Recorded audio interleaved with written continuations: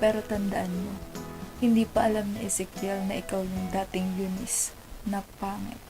Grabe ka naman makapangit, Trixie. Hindi ba pwedeng mag-glow up? Oh. Akin na nga yan! Tapos, may utang pala sila Sir Carlos. Di na bayaran. Tapos ngayon na nangyari, nagkakidnapan, nagkabarilan. At nadami si Bibang at siya ang nabaril! Hala!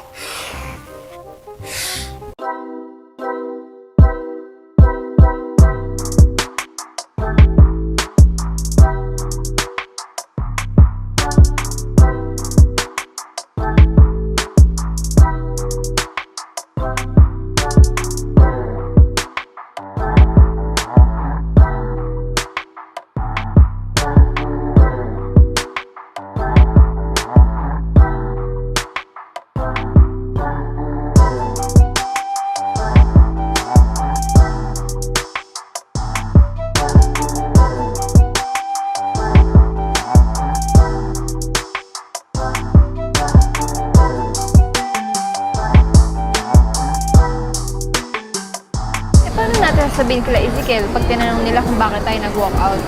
Let's tell them the truth. Are you serious? Hindi kaya lalo nila tayong layuan. Gaya nga ng sinabi ko, matatanggap nila tayo kung mahal nila tayo. So, sabihin na natin na para natin pa-fallen si Ezekiel at saktan. Oo, at sabihin mo na din na ikaw yung stalker niya dati nung high school kayo.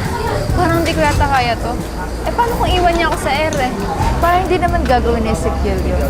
Dahil nag-mature na siya simula nung high school kayo. I hope so. Tingnan mo kung sino yung nakikita ko. Huh?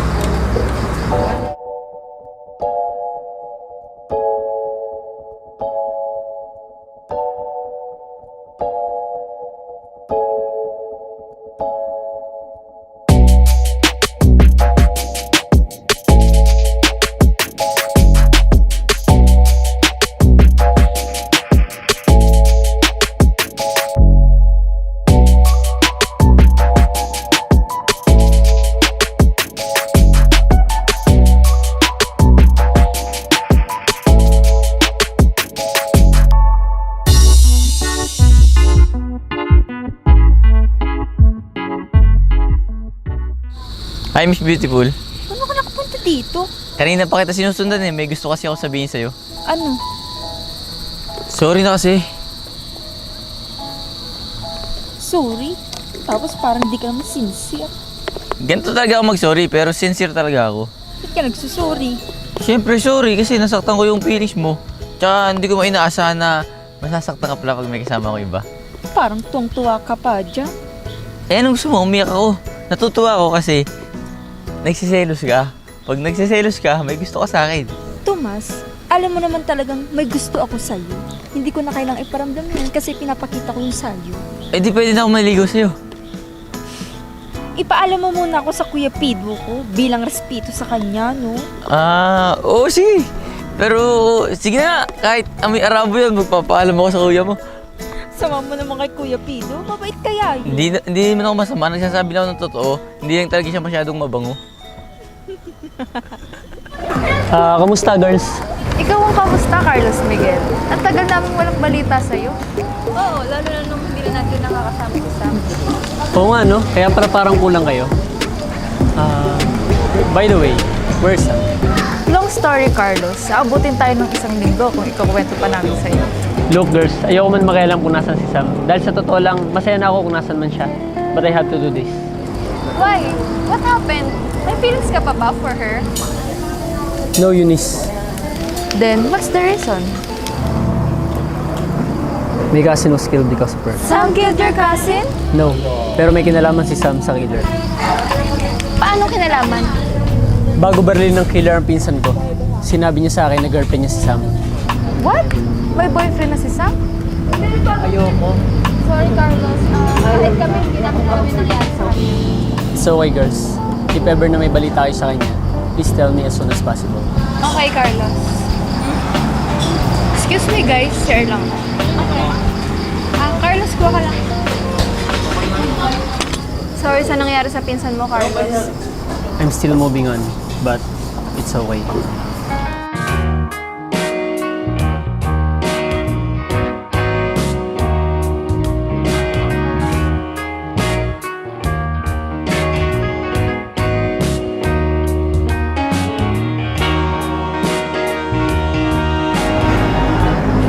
How did I not see this?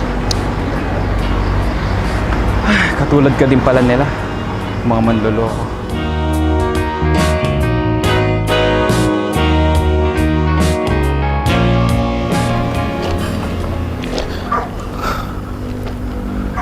Pick up.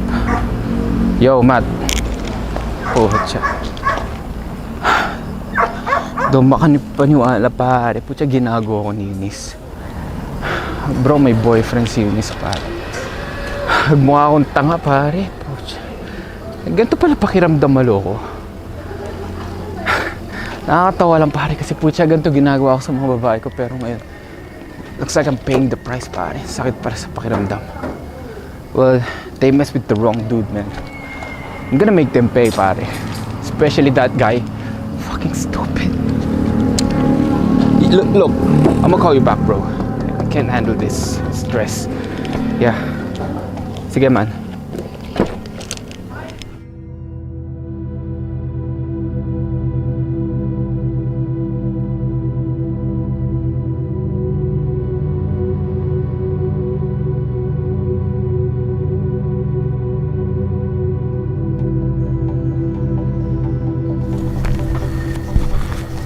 Alfred?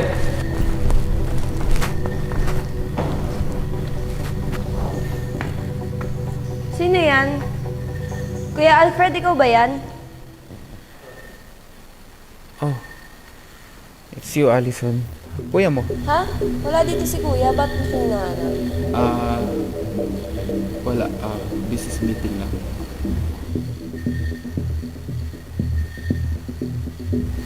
Oh, sino yung nasa phone mo? Wala. Business partner. Ha? Teka, parang kilala ko yung nasa phone mo. Sigurado ka? Kilala mo yung lalaki? Patingin nga.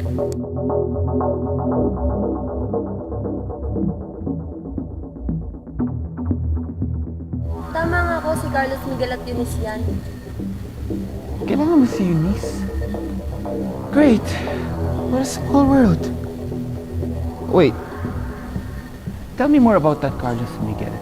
Kasi business partner ko, so I wanna know if I can trust that guy. Suplado yan si Carlos Miguel. Tsaka isa pa, tamad siya. Tsaka hindi ako maniniwala makikipag-business partner siya sa'yo. Oh, really? Do you know where he lives? Ha? Business partner kayo pero hindi mo alam ang address niya? Akin na yung phone mo, lalagay ko yung address niya.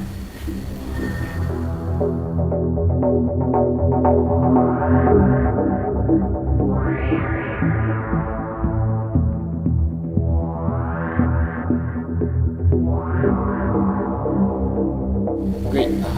Tayo kayo sa phone.